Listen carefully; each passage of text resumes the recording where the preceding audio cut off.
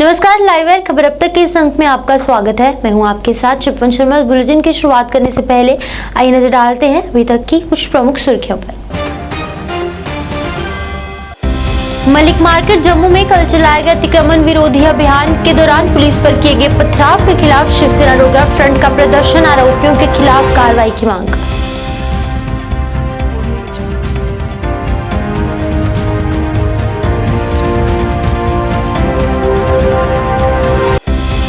शिवसेना बाला साहेब ठाकरे का प्रदर्शन, दशकों पुराने कब्जाधारियों को पक्के तौर पर भूमि आवंटित करने की मांग।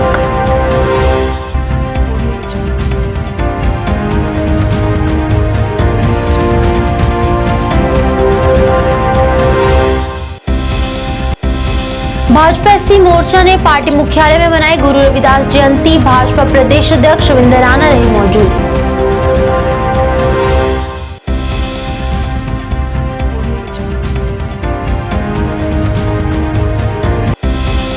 और पीओजे के विस्थापित सेवा समिति ने जारी किया अपना पहला कैलेंडर, दर्शाए कई धार्मिक स्थल।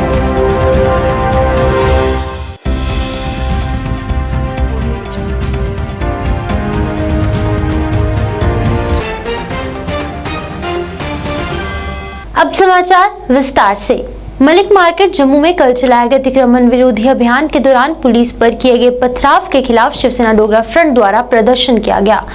प्रदर्शनकारियों ने नारेबाजी कर नाराजगी जताई और कहा कि इस घटना की वो निंदा करते हैं। उन्होंने कहा कि इन लोगों ने कानून खुद हाथ में लेकर पथराव किया है, जो सरासर गलत है और इसके खिलाफ कार्रवाई होनी चाहिए। उन्होंने इस मामले में कड़ी कार्रवाई करने की मांग की। पत्थरबाजों पर केस करो, पत्थरबाजों पर केस करो, पत्थरबाजों पर केस करो, पत्थरबाजों पर केस करो, पत्थरबाजों पर केस करो, पत्थरबाजों पर केस करो, पत्थरबाजों पर केस करो, पत्थरबाज हाय हाय, पत्थरबाज हाय हाय, पत्थरबाज हाय हाय, केस करो, पत्थरबाजों पर केस करो, हाय हाय, पत्थरबाज हाय हाय, पत्थरबाज हाय हाय, पत्थरबाज हाय हाय। हो गया था कि एमजी का शोरूम उसको ध्वस्त कर देंगे और ये भी श्रीमान एलजी के माध्यम से तय हुआ, छोटों को बख्श देंगे, बड़ों को छोड़ेंगे नहीं।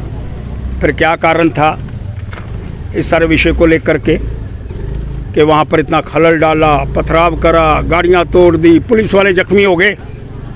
एक नाजायज़ कब्जा करने वाले अपने अधिकार को मान करके इस तरह की घटना करने का प्रयास करना चाहते हैं। कौन पूछने का अधिकार रखता है? आज जब बड़ा स्पष्ट हो गया कि छोटों को हम छेड़ने वाले नहीं हैं और बड़ों को छोड़ेंगे नहीं, एलजी के कहने के बाद भी तुम्हारा नाजायज़ कब्जा है वहाँ, लेकिन उसके बाद भी सरकार आपके विषय के अंदर विचार करने का प्रयास करना चाहती है। जब वो एमजी के शोरूम को तोड़ा, वो बड़ा मगरमच्छ था, फिर उसके बाद पत्थर मारने की बात क्या थी?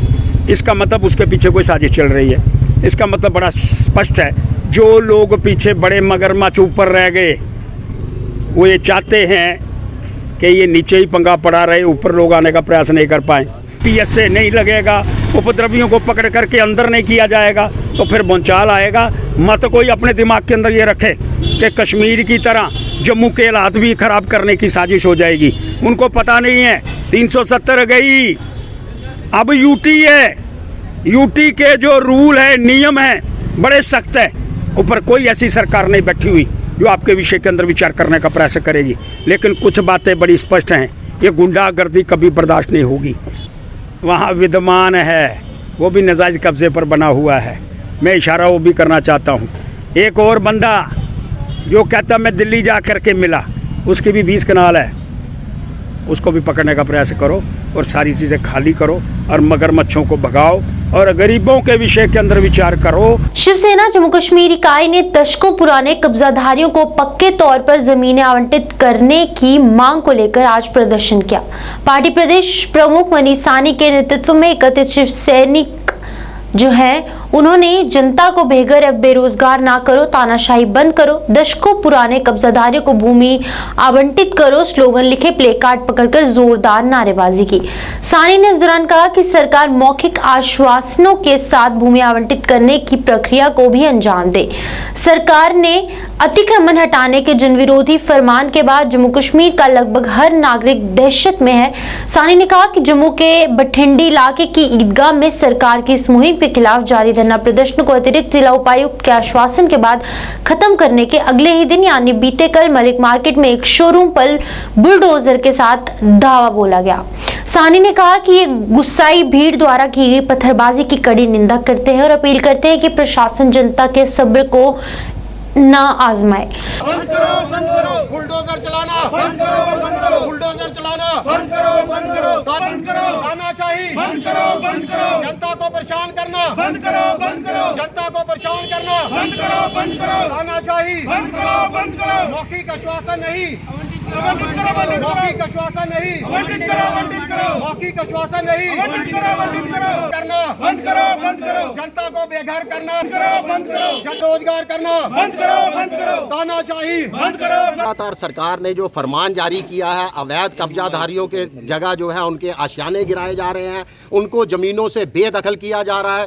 दशकों से वो उस ज़मीन पर जो है अपनी खेती बाड़ी कर रहे थे, दशकों से इस ज़मीन पर उन्होंने आशियाने बना रखे थे। पूर्व की तमाम सरकारों ने उनको जगह जो है वो अलॉट की थी, राजा महाराजा के समय की ये जगह थी। आज हम सरकार से इस प्रदर्शन के माध्यम से अपील करते हैं कि सरकार जो मौखिक आश्वासन दे रही है लगातार, जम्मू कश्मीर के उपराज्यपाल जो लगातार मौखिक आश्वासन दे रहे हैं कि किसी को तंग नहीं किया जाएगा, किसी की ज़मीन नहीं छीनी जाएगी, वो मौखिक आश्वासन के साथ साथ इन ज़मीनों को आवंटन करने की प्रक्रिया को भी अंजाम दे ताकि लोगों को विश्वास हो। देखिए, मौखिक आश्वासन से किसी को विश्वास नहीं हो रहा। बीते कल जो हमने बठिंडी के अंदर देखा, एक दिन पहले वहां आकर जो है धरना प्रदर्शन सरकार प्रशासनिक अधिकारी खत्म करवाते हैं, लोगों को आश्वासन देते हैं कि किसी तरह की कार्रवाई को अंजाम नहीं दिया जाएगा। अगले ही दिन वहां पर बुलडोजर भेजकर जो है कार्रवाई को अंजाम दिया जाता है। लोगों का सब्र का बांध ना तोड़ा जाए। बीते कल जो पथराव की घटना हुई उसकी भी हम कड़े शब्दों के अंदर निंदा करते हैं। जनता से भी हमारी अपील है कि सब्र रखे और जम्मू कश्मीर के उपराज्यपाल से अपील है कि राहत जो मौखिक वो राहत देने की बात कर रहे हैं उसको सरकारी रिकॉर्ड और कागजात के अंदर भी प्रक्रिया शुरू की जाए जनता को ज़मीन आवंटित करने की, ताकि भविष्य के अंदर भी जो सरकारें जम्मू कश्मीर के अंदर आए इस तरह से जनता को तंग ना करें, जनता को दोबारा जो है सड़कों पर ना उतरना पड़े। भाजपा एससी मोर्चा ने पार्टी मुख्यालय त्रिकुटानगर में आज गुरु रविदास जयंती मनाई। इस मौके पर एक विशेष कार्यक्रम आयोजित किया गया जिसमें भाजपा प्रदेश अध्यक्ष रविंदर राणा, भाजपा एससी मोर्चा के अध्यक्ष और अन्य गणमान्य लोग मौजूद रहे। इस मौके पर गुरु रविदास जी महाराज को याद कर सभी को उनके दिखाए गए मार्ग पर चलने की अपील की गई। सतगुरु रविदास जी महाराज की जय, सतगुरु रविदास जी महाराज की जय। रविदास शक्ति अमर रहे, रविदास शक्ति अमर रहे, रविदास शक्ति अमर रहे। अनुसूचित जाति मोर्चा जिंदाबाद, जिंदाबाद जिंदाबाद। एससी मोर्चा जिंदाबाद, जिंदाबाद जिंदाबाद। गुरु रविदास शक्ति अमर रहे।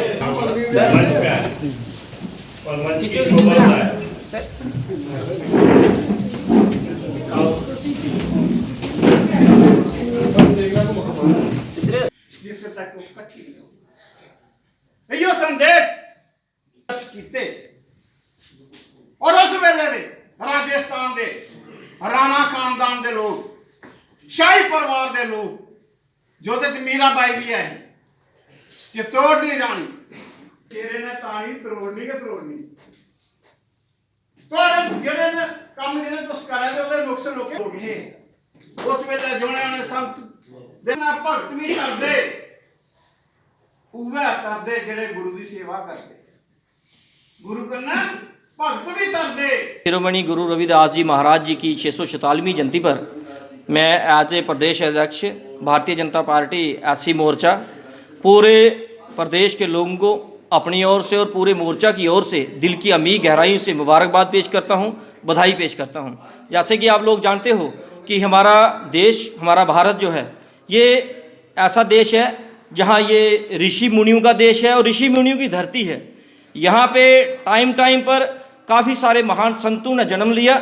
उनमें से हमारे महान संत माननीय गुरु रविदास जी महाराज जी जो पैदा हुए, गुरु रविदास जी की जीवनी पे चलने की हम पूरी कोशिश करेंगे।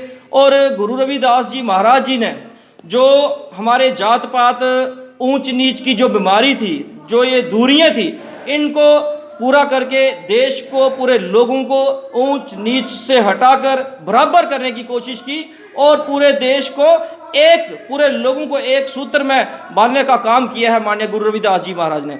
गुरु रविदास जी महाराज के बारे में हम जितनी बात करें उतनी कम होगी। वो एक बहुत बड़े और महान संत थे, बहुत बड़े महान संत थे, और उसके साथ देशभक्त भी थे, और देशभक्ति के साथ अपनी भक्ति में भगवान को याद रखना, भक्ति में लीन रहना, ये बहुत बड़ा उनका एक बड़ा कारनामा था कि जो भगवान की प्रति इतने श्रद्धा थी। हम लोगों को भी माननीय गुरु रविदास जी महाराज की इस भक्ति को, उस भक्ति को देखते हुए, उनके नक्शा कदम पर चलते हुए भगवान को मानना चाहिए, भगवान को हमेशा याद रखना चाहिए। और उनने दोबारा से खेलना कूदना शुरू किया, और गुरु रविदास जी की ये जितनी भी जीवनी है उनसे हमें प्रेरणा लेनी चाहिए, उनके नक्शे कदम पर चलना चाहिए। और इसके साथ साथ मैं हिंदुस्तान के प्रधानमंत्री माननीय नरेंद्र भाई मोदी जी का धन्यवाद करूंगा कि हमारे जम्मू श्री गुरु रविदास जी महाराज की जयंती के उपलक्ष्य पर ward number 52 marble market Trikuta Nagar में कार्यक्रम आयोजित किया गया, जिसमें काफी संख्या में श्रद्धालु पहुंचे। इस मौके पर गुरु रविदास जी की जीवनी पर प्रकाश डाला गया और श्रद्धालुओं से उनके दिखाए मार्ग पर चलने की अपील की गई। कैंटू महला welfare committee sector 1C east section Trikuta Nagar की ओर से आज श्री गुरु रविदास जी के जन्मदिन पर 646वें जन्मदिन पर हम सभी देशवासियों को मुबारकबाद देते हैं और गुरु जी से ये प्रार्थना करते हैं कि 2023वां साल हर परिवार के लिए खुशियां लेकर के आए और खुशियों से भरा हो, हर घर में खुशी हो।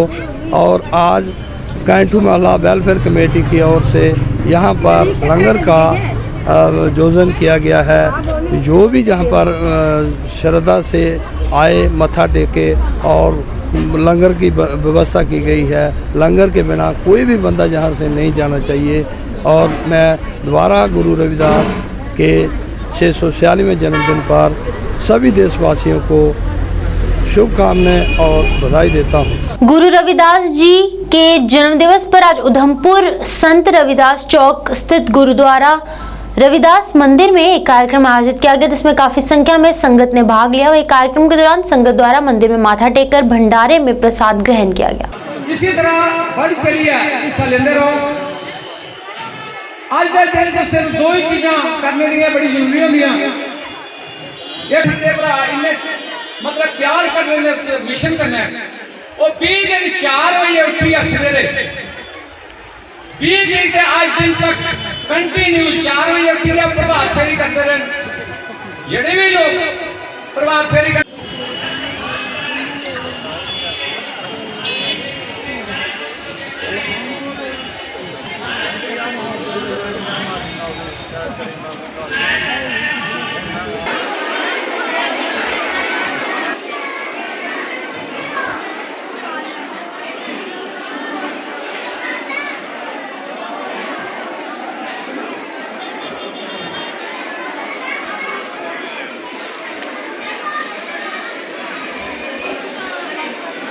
तो आज के इस गुरु रविदास जी के प्रकाश उत्सव की लाख लाख बधाई देता हूँ।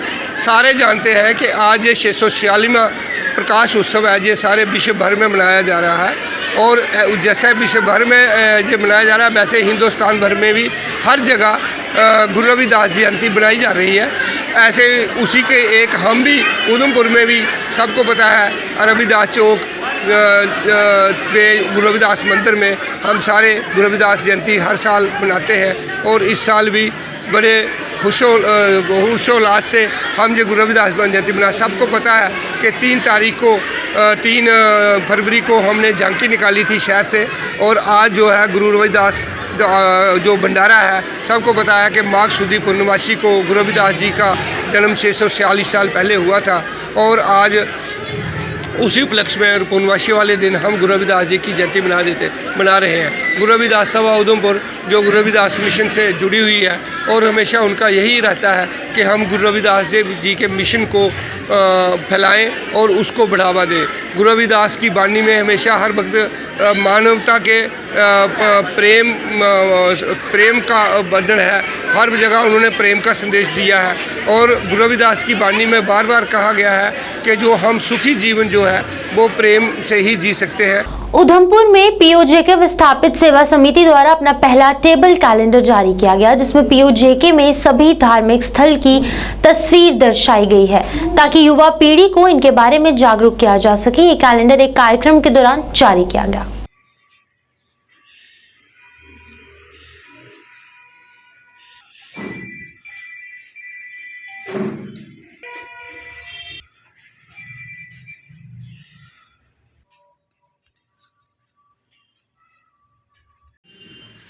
एग्जीक्यूटिव मेंबर पीओजेके विस्थापित सेवा समिति जम्मू कश्मीर। जैसे कि आप सबको पता है कि आज से 75 वर्ष पूर्व भारत देश आज़ाद हुआ, लेकिन आज़ादी के कुछ ही महीने के बाद पाकिस्तान की नीयत ख़राब हो गई और उन्होंने अपनी रेगुलर आर्मी के साथ जम्मू कश्मीर के ऊपर एक अटैक कर दिया, जो कि गुलमर्ग के नाम पर वो उन्होंने ये आक्रमण किया। और सब प्रथम उन्होंने मुजफ्फराबाद में जाकर हमारे हिंदू और सिख परिवार थे उनका वहाँ पे कत्लेआम करना शुरू कर दिया। जो हमारी बहन बेटियाँ थीं उनका अपहरण करना शुरू कर दिया। बहुत सारी हमारी बहन बेटियाँ थीं जिन्होंने किशनगंगा में कूदकर अपनी जान कुर्बान कर दी, लेकिन उन दरिंदों के हाथों में आना पसंद नहीं किया। इसके पश्चात उन्होंने कोटली, मीरपुर, पुंछ, बाग, पलंदरी, देवा बटाला और गिलगित बाल्टिस्तान के ऊपर भी हमला कर दिया। इसके कारण हमारी बहुत से हज़ारों के हिसाब से हमारे हिंदू और सिख परिवारों का कत्लेआम हुआ और लाखों की संख्या में वहाँ से लोगों का विस्थापन हुआ। जम्मू कश्मीर के अंदर जब वो पहुँचे, जम्मू के अंदर, तो लेकिन उनको यहाँ की उस समय की सरकार जो थी उन्होंने यहाँ पर स्थान नहीं दिया। बहुत थोड़े से लोगों को यहाँ पर स्थान मिला, बाकी सब लोगों को यहाँ से जम्मू कश्मीर से बाहर भेज दिया गया। उसमें ये प्रस्ताव पारित हुआ था 22 फरवरी 1994 को कि जो हमारा पीओजेके है वो हमारे भारत का अंग है और हम इसे वापस लेंगे। और साथ में उसी में ये भी प्रस्ताव पारित हुआ था कि जो हमारे विस्थापित परिवार हैं उनको 30-30 लाख रुपया दिया जाएगा। तो आपके माध्यम से हम उनसे निवेदन करते हैं कि हमारी बकाया जो राशि है वो भी हमें दी जाए, अन्यथा हमें हमारे मातृभाषा जो है, मातृभूमि है जो हो, उसे हमें खाली करा के हमें दिया जाए। ये दुर्दशा हुई, 75 साल तक हमारा कोई भी एक व्यक्ति भी जो है पार्लियामेंट में या असेंबली में या राज्यसभा में कोई नहीं आया। उसके लिए सरकार ने हमारी 24 सीटें फ्रीज की हुई हैं। तो यही कारण हुआ कि हमारी आज ये दुर्दशा हो रही है, हमारी कोई सुनाई करने वाला नहीं है। जम्मू नगर निगम के वार्ड नंबर 50 की पार्षद नीना गुप्ता द्वारा पूर्व चेयरमैन राजकुमार के साथ मिलकर वार्ड में लोगों में पीने के पानी की समस्या को देखते हुए पानी की पाइप का कार्य शुरू करवाया। इस मौके पर अन्य भी कई गणमान्य लोग मौजूद रहे। पार्षद ने कहा कि लोगों की लंबित मांग को देखते हुए ये काम शुरू किया गया है ताकि लोगों की समस्या का समाधान किया जा सके।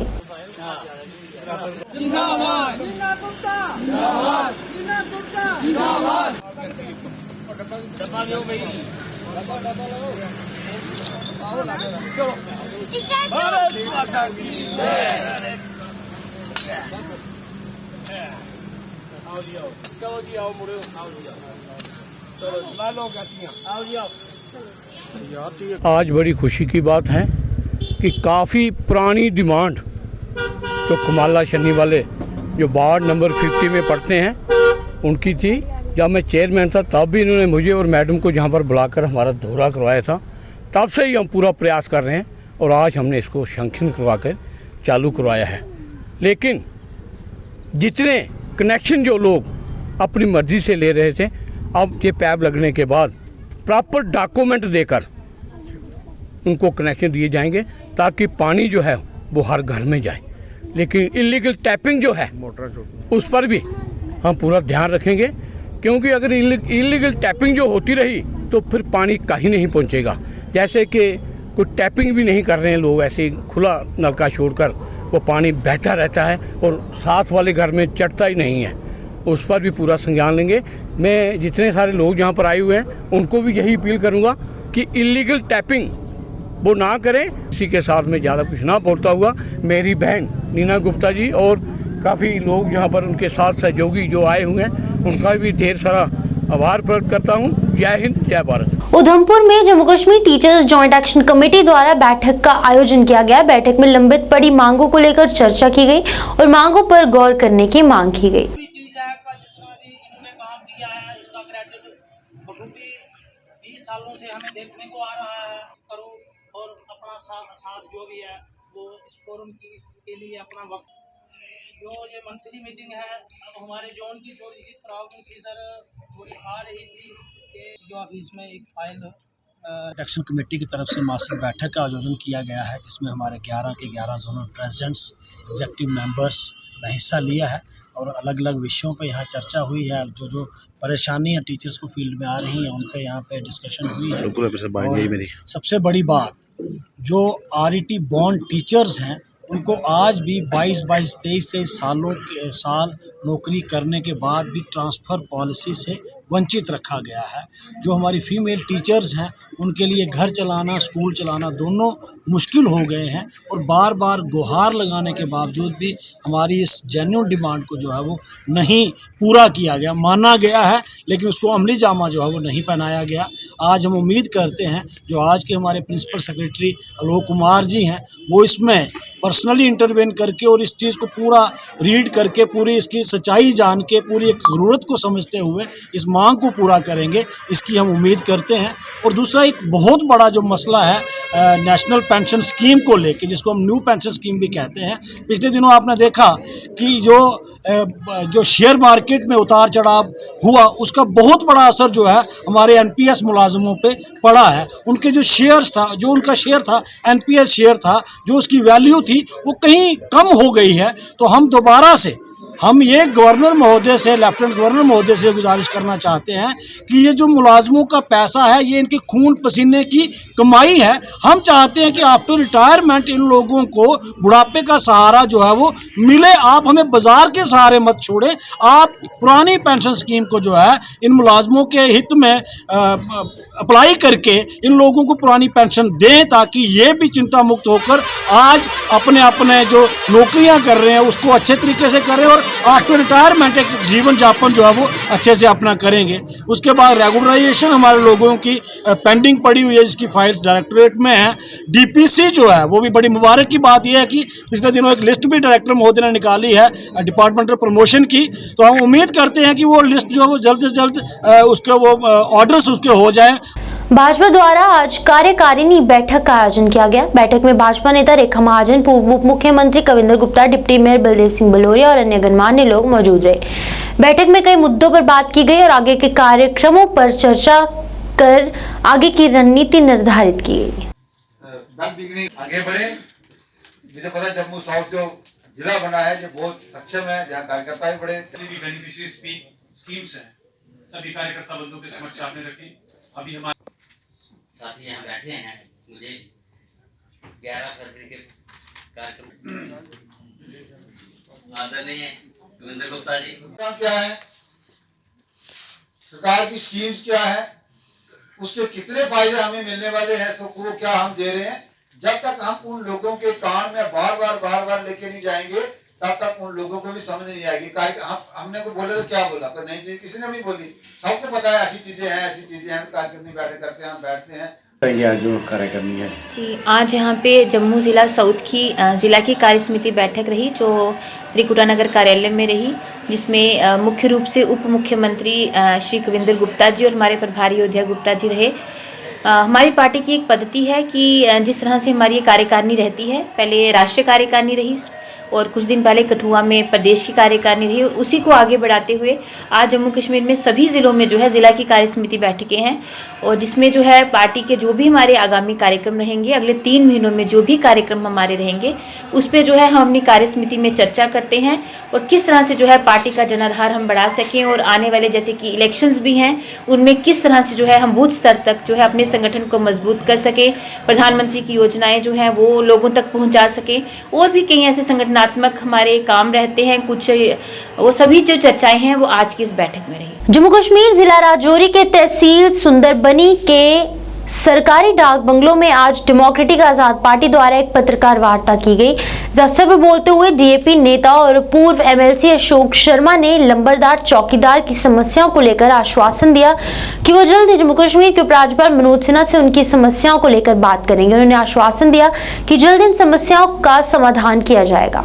4-5 दिन से ये लगातार बातें चल रही हैं कि नंबरदार और चौकीदारों को हटाया जा रहा है, और पहले तो कहा गया कि उनके अपने ख़ानदान से कोई आदमी वो प्रपोज़ करें तो उसको हम बनाएंगे नंबरदार, और उसकी उम्र जो है 30-40 के साल के बीच में होनी चाहिए।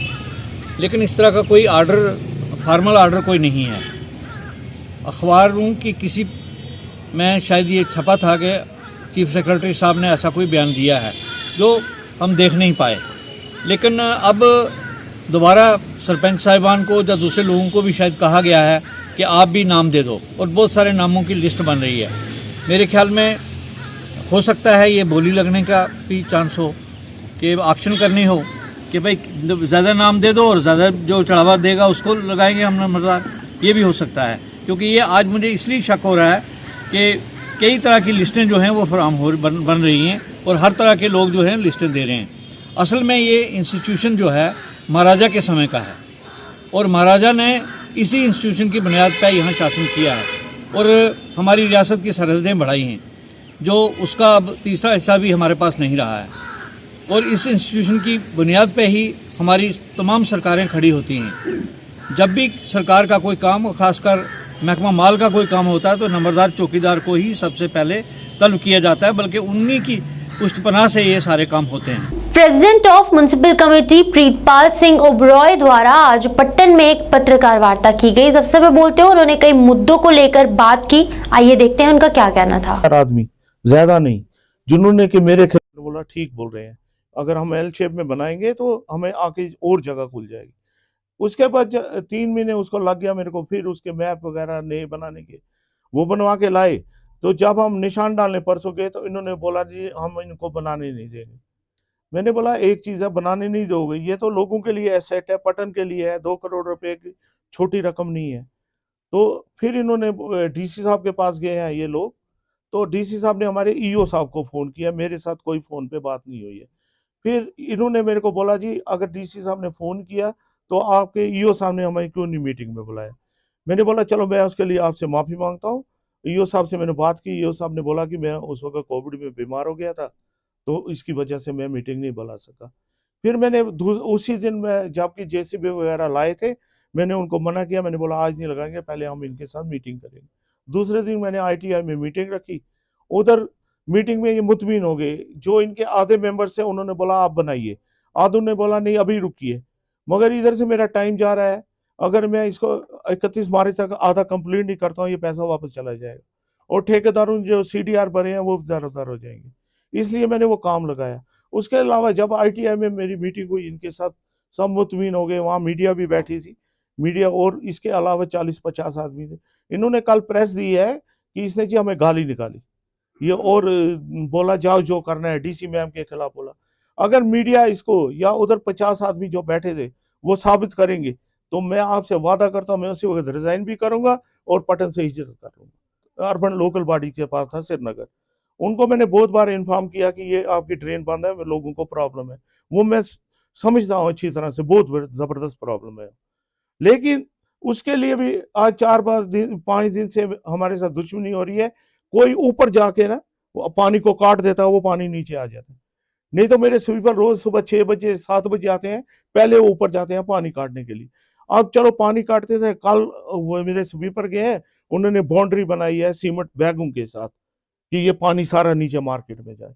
ये मेरे साथ दुश्मनी नहीं हो रही तो और क्या हो रहा है। लाइव वायर खबर अब तक के इस अंक में फिलहाल इतना ही। मुझे दीजिए इजाजत, आप देखते रहिए लाइव वायर न्यूज। नमस्कार।